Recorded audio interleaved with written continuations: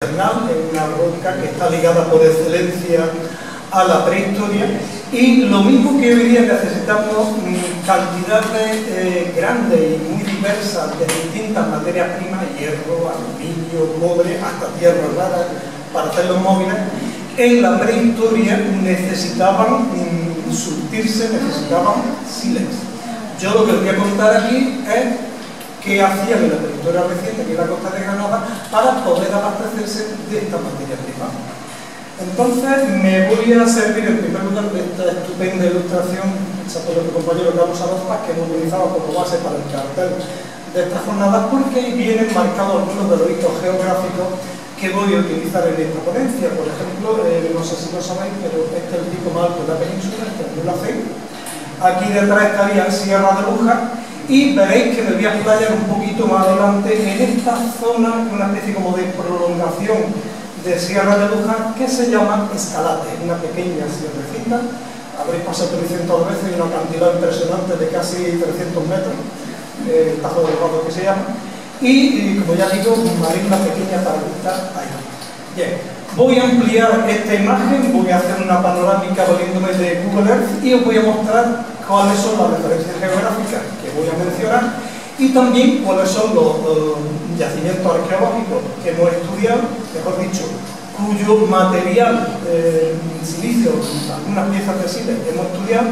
Después os presentaré las piezas y después intentaremos dar una explicación al sitio, la procedencia de esa materia prima. Bueno, pues los que sois de aquí no vais a tener ningún problema. Los que sois de fuera, aquí estaríamos nosotros en Salobreña, unos kilómetros más allá Motril, entre media el río Guadalfeo con su desembocadura, un poquito más allá, esto lo conoce muy bien los de Motril, la rambla de Puntadón, Calahonda, el yacimiento de Arrigo Zacatín, un poquito ya más lejos, la rambla del Buñol con el yacimiento, la angostura de la cueva de los murciélagos, y allá a lo lejos, y ya Sierra de Gádor, pero eso ya es la provincia de Almería.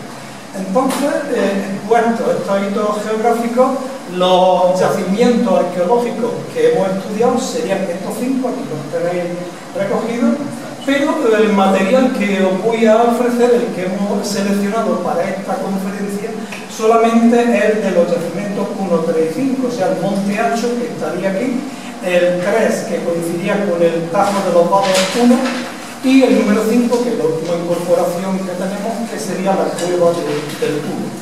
¿Cuáles son las piezas líticas de sílex que hemos estudiado? Pues primero las del Monte Hacho.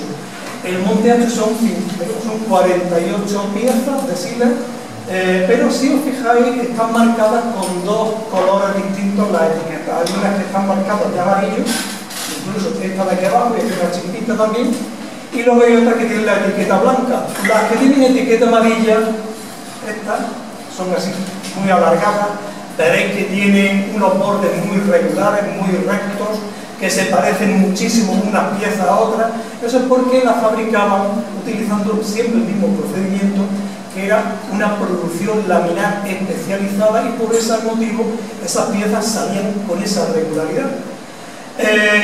También veréis que hay otras piezas que no son tan regulares, son un poquito más heterogéneas, y entre estas otras piezas se pueden diferenciar restos de talla. Es decir, que sabemos que el Monte Hacho, al mismo tiempo que llegaban estas láminas de producción especializada ya elaboradas al yacimiento, también posiblemente se tallase ahí este otro conjunto de piezas.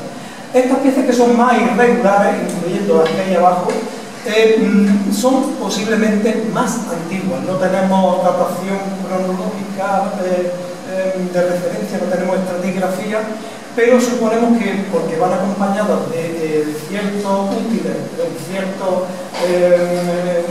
cerámica, ciertos restos de cerámica, le adjudicamos una antigüedad mayor que a estas láminas de producción especializada. Se supone que estas láminas son entonces un poquito más modernas, neolítico final, calcolítico seguramente. Bien, si no estáis muy familiarizados con lo que es la producción laminar especializada, os lo voy a explicar con dos fotografías, con un par de imágenes. Resulta que se preparaban unas piezas de sílex mediante producción, mediante percusión. Se fabricaban unas piezas así como de cilindros de sílex, un tanto vasto, y luego, aplicando presión en un punto muy concreto, seguramente con un puntero de cobre, se hacía presión sobre uno de los bordecitos, una de esas pequeñas aristas, presión abdominal, o bien se podía utilizar una palanca y a partir de ahí, maravillosamente, salían unas láminas muy largas, muy delgadas, de borde recto, extraordinariamente finas, como veis, aproximadamente de unos 20 milímetros de anchura, que se consideraban que eran objetos de prestigio en la prehistoria reciente. Bien, el resto de la colección de siles que hemos estudiado proceden, como decía antes, de los vados 1, son más que nada lasca y lámina. También aparecen lasca y lámina en la cueva del tubo, pero curiosamente hemos encontrado también un par de ejemplares rotos de dos láminas de producción especializada, que serían los que tenéis aquí abajo. Bueno, ¿qué es lo que hemos hecho con esta colección de siles? Pues os decía que mi objetivo es localizar el área de procedencia. Para poder hacer eso me tengo que valer de un fundamento que consiste en que estas piezas son objetos arqueológicos, las hizo alguien con cierta intención, este es el resultado, pero esas piezas en ningún momento han dejado de ser una roca, siguen siendo siles. Además, yo lo que hago cuando estudio siles es que me abstraigo de que son piezas arqueológicas y me centro en lo que se ve dentro de esas siles. Por ejemplo, esta es una pieza del Monte Hacho, muy chiquitita, como a 1 centímetro. ¿Veis este puntito blanco que hay aquí dentro del círculo? Bueno, pues si lo amplío con una lupa binocular muy potente, lo que observo es que se trata de un microfósil, de un foraminífero, un organismo marino, vivía en mares muy someros, digamos, tiene un caparazón grueso, y esa característica, junto con otros elementos figurados de la textura de este sile, todo esto microscópico, pues me informa de que es un sile que se formó en un mar no muy profundo, una zona muy somera. Bueno, pues este tipo de pistas son los que le pueden servir a un geólogo, a lo mejor con un poquito de suerte, para averiguar de qué zona geográfica procede ese sile. ¿Vale? Bueno, pues a partir de esta base, el resto del trabajo consiste en seguir un protocolo geoarqueológico, que hay varios protocolos geoarqueológicos, nosotros hemos seguido este de Carriño, y que casi todos ellos coinciden en que hay que comenzar primero documentando el sile local. Es decir, si en un radio aproximado de unos 30 kilómetros alrededor de estos yacimientos que veíamos antes, en la desembocadura del Guadalfeo, hay sile geológico y que además este sile fuera explotable. ¿Qué hemos hecho para eso? Bueno, pues hay que recurrir sin más remedio a la geología. Este es el mapa del sur peninsular, estas son las cordilleras béticas. Esta mañana hablamos de su génesis de ahí arriba en el castillo, y si observáis esta línea roja oscura, discontinua, es la que nos marca lo que son las zonas externas de la zona interna. Si observáis, nosotros estaríamos situados aquí, estaríamos en la zona interna, y si veis esta gran mancha de color rosa que se extiende por la mayor parte de la provincia de Málaga, toda la costa de Málaga, toda la costa de Granada y buena parte de la provincia de Almería, eso es lo que se llama el complejo Alpujarra. Todas las sierras que nos rodean, todo el paisaje que nos rodea, está hecho en materiales, o está constituido por materiales del complejo Alpujarra. Lo que ocurre que en detalle ya en esta zona en la que nos encontramos, que estaría Salobreña, aquí estaría Motril, hay 3 unidades de alpujarras apiladas, no me voy a meter en eso para que nada, es un poquito farragoso de explicar, pero solamente os tengo que decir que de las 3 unidades que están apiladas una encima de otra, a nosotros nos interesa especialmente la unidad inferior, que también se llama unidad de tipo Lujarcado. Es curioso que, pese a ser la que está más abajo, lo que aguanta más peso, curiosamente es la que está mejor conservada. Es decir, que si queremos observar rasgos litológicos, rasgos petrográficos, habrá que irse a esta zona, a esta unidad, para poder observarlo con más comodidad, con más facilidad. También ocurre que las referencias bibliográficas a sílex geológicos son abundantísimas en esta unidad de tipo Lujarcado, que estoy señalando aquí, que tenéis pintada de color gris, son escasísimas en la unidad intermedia, que es esta que estoy marcando, que es de color morado, y prácticamente inexistentes en la unidad superior, que sería esta otra, además aquí estaría constituida solamente por aquí. Quiero decir que si te vas aquí a la unidad inferior, a un flor de la unidad inferior, te vas a encontrar seguramente con sílex, porque la secuencia estratigráfica, la serie estratigráfica de esa unidad, que está muy bien descrita además en Sierra de Lújar. Como veis, ahí la voy a pasar por ejemplo, que yo en el ordenador está marcado amarillo, incluye un miembro de aproximadamente unos 100 metros de espesor de calizas con siglas. Entonces, sabiendo eso, nosotros vamos casi sobre seguro de que vamos a encontrar sílex si pateamos esa unidad geológica en el campo. Es un sílex bastante antiguo. Este caballero, este sílex, tiene 240 millones de años. Es del Triásico medio, en concreto de un queso que se llama ladiniense. Y eso sí, bueno, no sé si sabéis lo que es el Triásico es el periodo geológico que viene antes del Jurásico, y luego vendrá el Cretácico. Bueno, como digo, en definitiva es que hay un sílex bastante antiguo. Entonces la pregunta que nos hacemos nosotros es si este sílex aflora cerca de los yacimientos de la costa. Y la verdad es que sí. Decía antes que me iba a entretener en Escalate, que lo tenía aquí, y eso es lo que voy a hacer. Si veis todos estos puntitos amarillos que están numerados, son puntos de GPS donde hemos localizado la presencia de algún nivel de sílex alpujarrico, algún nivel de sílex del Triásico medio alpujarrico. Como veis, son muchísimos, no está actualizado, faltan ahí muchísimos más. Entonces, lo que hemos hecho es visitar estos sitios y las imágenes que os voy a mostrar son de algunas de estas localidades. Estos niveles que veis, que no son nada espectaculares, son unos 5 o 6 centímetros de espesor, es el aspecto típico, el aspecto que te ofrece el sílex alpujarrico en el campo. Como veis, está muy fracturado, ¿de acuerdo? Pero también os tengo que decir que en ocasiones nos encontramos con estratos de sílex que llegan a tener casi 30 centímetros de grueso, pero eso sí, también muy fracturado.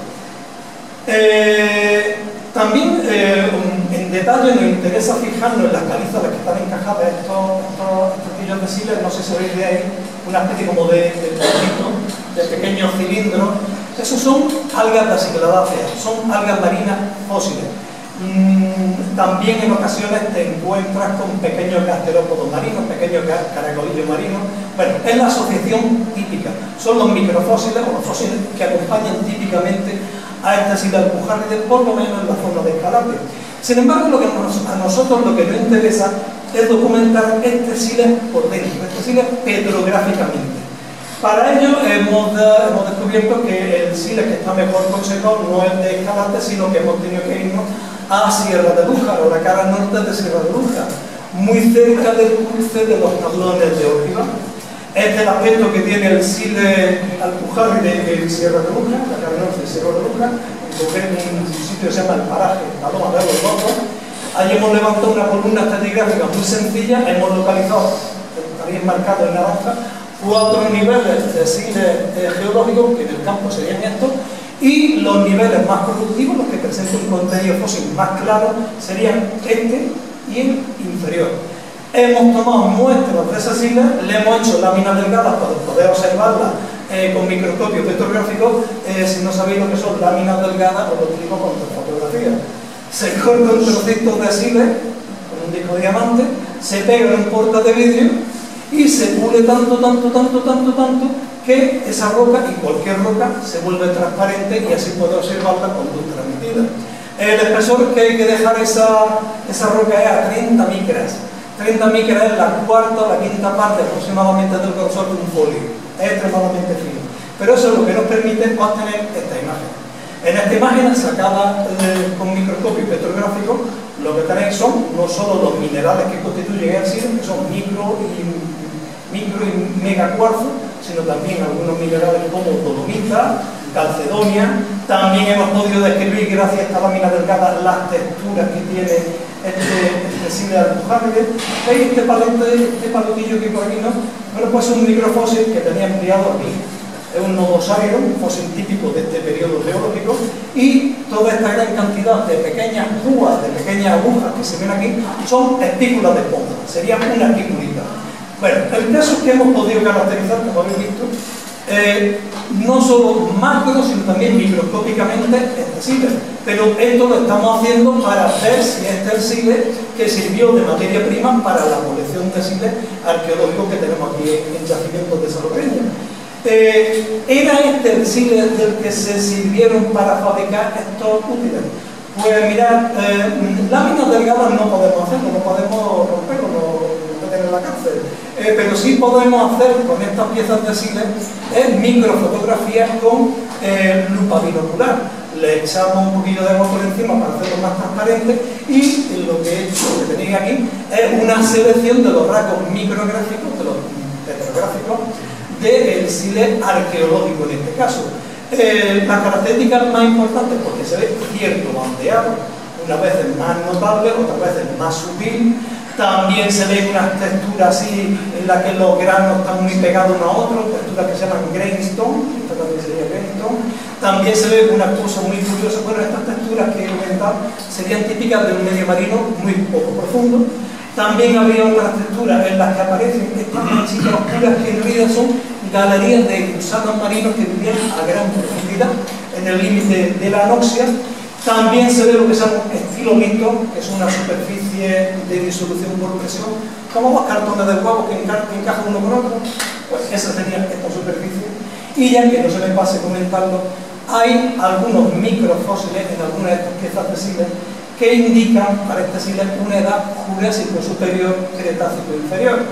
Os redondeo mucho, este sílex en concreto sería, redondeando mucho, insisto, algo así como 100 millones de años más moderno que el sílex de Sierra de Londres, que el sílex alpujaride.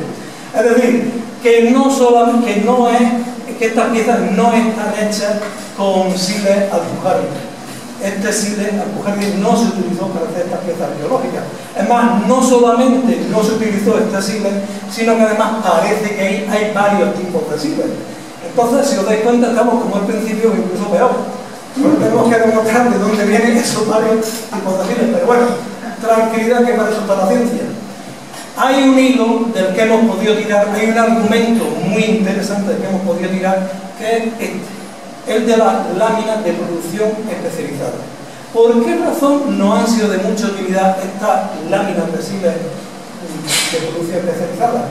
Porque en el sur peninsular hay varias publicaciones donde se documentan muy minuciosamente las tres grandes zonas, tres grandes formaciones geológicas donde se han localizado canteras de sílex en las que se producían por presión estas grandes láminas. Por ejemplo, la zona 1, conocéis un pueblo que se llama Loja, imagino, también conoceréis Montefrío, que estaría por aquí, y Nayo estaría por aquí. Bueno, pues esta formación geológica donde hay 4 complejos de canteras, donde se fabricaban estas láminas, es lo que se llama la formación Milanos. El sílex que se utilizaba allí se identificaba así de esa manera, sílex de tipo Milano. La segunda zona donde se ha documentado que se fabricaban esas láminas está en la provincia de Málaga. Básicamente coinciden estas canteras de sílex con el valle del río Turón, aunque también hay otro más cerquita de nosotros, cerca de un pueblo que se llama Periana, Cerro se llama ese paraje, ese afloramiento arqueológico. Y la tercera zona donde se documenta producción laminar especializada es en una cantera de sílex que está en Monte Corto, ahí entre la provincia de Málaga y de Cádiz, a caballo entre un pueblo que se llama Monte Corto y el Gastor. El cerro se llama Cerro del Malaver y es el que le da nombre al sílex de tipo Malaver. Bueno, pues sabiendo esto, la verdad es que tenemos que quebrar mucho la cabeza pensando. Aquí fabricaban láminas de producción especializada, en los yacimientos de la zona donde encontramos estas láminas, a lo mejor el sílex puede proceder de ahí. Mirad, estas tres formaciones geológicas han sido muy bien documentadas. Hay una serie de artículos muy bien hechos que yo considero que son la base de la geoarqueología del sílex en el sur peninsular. Hay 3 nombres de investigadores que son Lozano Rodríguez, que son Rodríguez Tobar y que son Morgado Rodríguez, autores de estos artículos, que ya digo son los que han marcado la alta en la investigación del sílex en este sur peninsular. Son los artículos que hemos seguido nosotros. Estas formaciones de sílex están muy bien caracterizadas, muy bien documentadas, y lo que es más importante es petrográficamente están documentados también estos 3 tipos de sílex. Por ejemplo, este es el aspecto que tiene al microscopio, también tenemos láminas delgadas, pero prefiero poner imágenes a lupa binocular, de 3 texturas distintas, de 3 patrones de siles distintos, de siles granaínos, de siles de la formación Milano. También tenemos aquí una microfotografía de siles de tipo turón y también luego una muestra de siles geológicos de tipo Malaver. Estas características que he destacado aquí son, ahora sí, las que observábamos antes en el conjunto de siles arqueológicos. Esta es la misma foto que puse antes, pero ahora sí somos capaces de localizar esos rasgos petrográficos en las piezas arqueológicas de siles. Es más, estas que tienen la estrellita son 4 láminas de producción especializada que coinciden con siles milanos, y siles de tipo turón, siles malagueños. Pero es que también hemos encontrado que en esas otras piezas arqueológicas que no son de producción especializada, que seguramente se tallasen antes, seguramente el neolítico en general, pues también presentan características propias de estas 3 zonas de producción laminar. Os lo resumo mucho el asunto para no cansaros. Esta es la colección completa del siles del Monte Archo.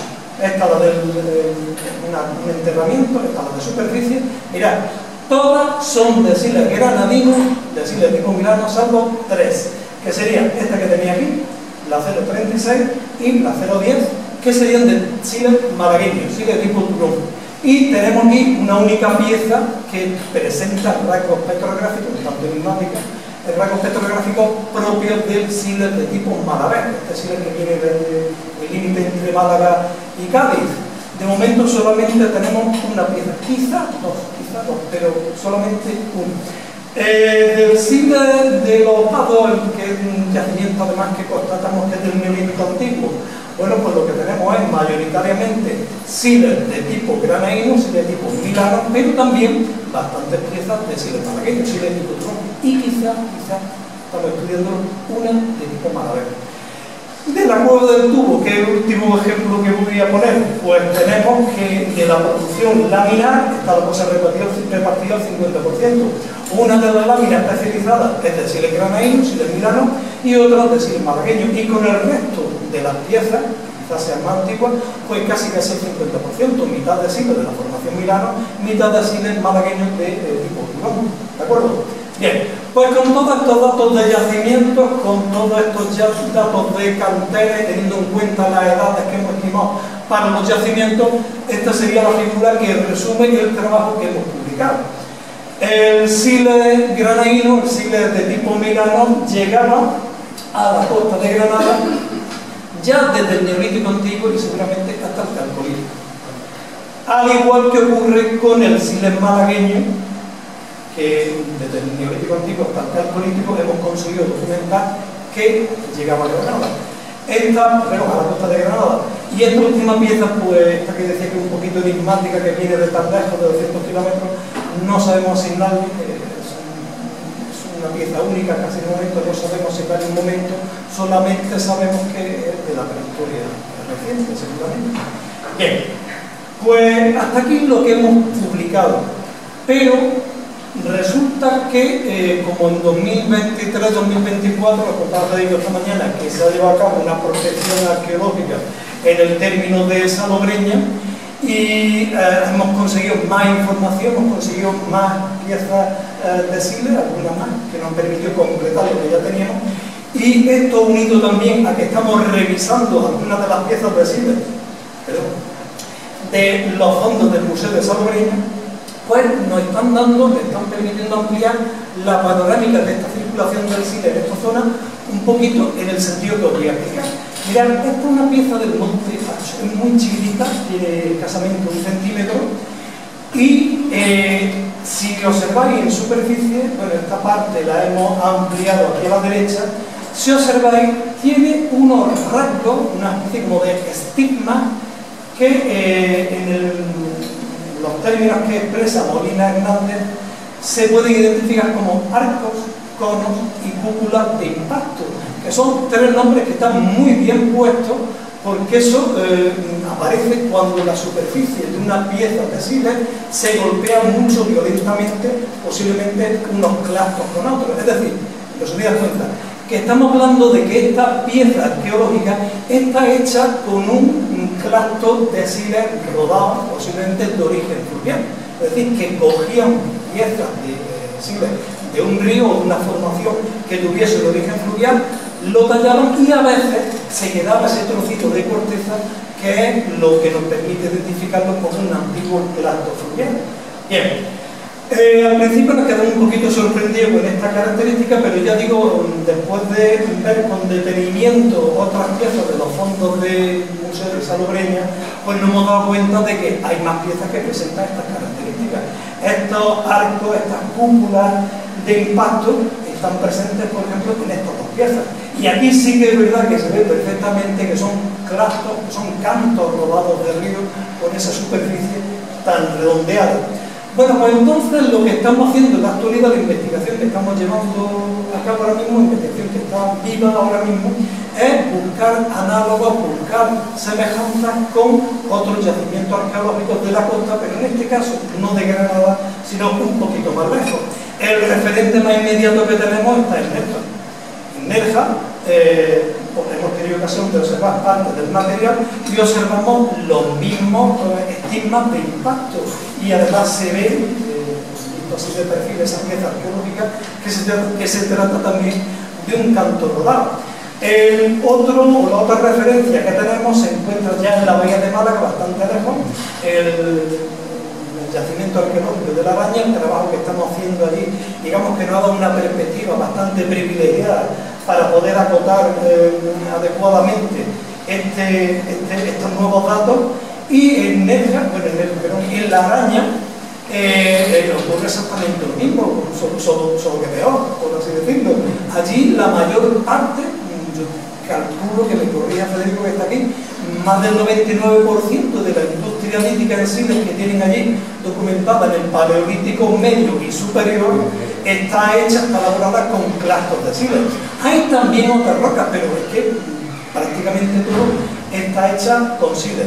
También se documenta que había provisionamiento de estos clastos fluviales de siles en la prehistoria reciente.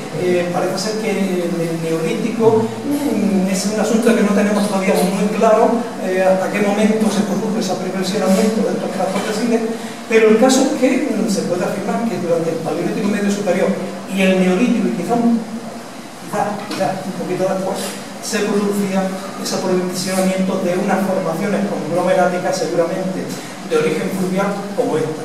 En Nerja dicen que tienen que haber un afloramiento, una formación conglomerática parecida a esta, todavía no se ha encontrado. En la bahía de Málaga, sin embargo, hemos encontrado varias formaciones conglomeráticas que son las que estamos estudiando para, en fin, sacar el máximo de información posible y dentro de cierto tiempo pues poder daros en forma de publicación más datos a este respecto. Bien, y ya a modo de resumen de toda la conferencia, todos los datos que he puesto, pues primero, que no tenemos evidencia de que se explotara el Siria Almujarriti. No conocemos ninguna publicación ni tenemos datos de ningún tipo de que ese sitio arqueológico que vamos a encontrar en estos yacimientos que hemos estudiado es alóctono, viene de fuera de la zona interna, como habéis visto, viene de la formación Milano, de la formación que hay en el campo de Gibraltar y también del Cerro Malaver, cerca de la provincia de Cádiz. También, como conclusión, se puede decir que el Siles Milano y el Siles Turón ya circulaban hacia la costa de Granada desde el Neolítico Antiguo. Y si son ciertos los datos que esta mañana intentaremos aceptarlo en el futuro, de que los datos que tenemos de Siles de la cueva del Tubo se corresponden realmente con el Paleolítico, podríamos decir que no solo venían estas dos formaciones geológicas al Neolítico, sino antes del Neolítico incluso. Y ya lo último, como acabáis de ver, que no solamente se producían abastecimientos de Siles a la costa de Granada desde estas tres zonas, sino que también posiblemente estos clastos de Siles de origen fluvial que acabamos de demostrar, que también se podía producir abastecimientos desde otras zonas, quizás un poco más lejanas, pero que, en fin, hay el dato en los planes. Y con esto yo casi he terminado, y si me queréis hacer alguna pregunta, estaré encantado de responderla. Si no, pues muchísimas gracias.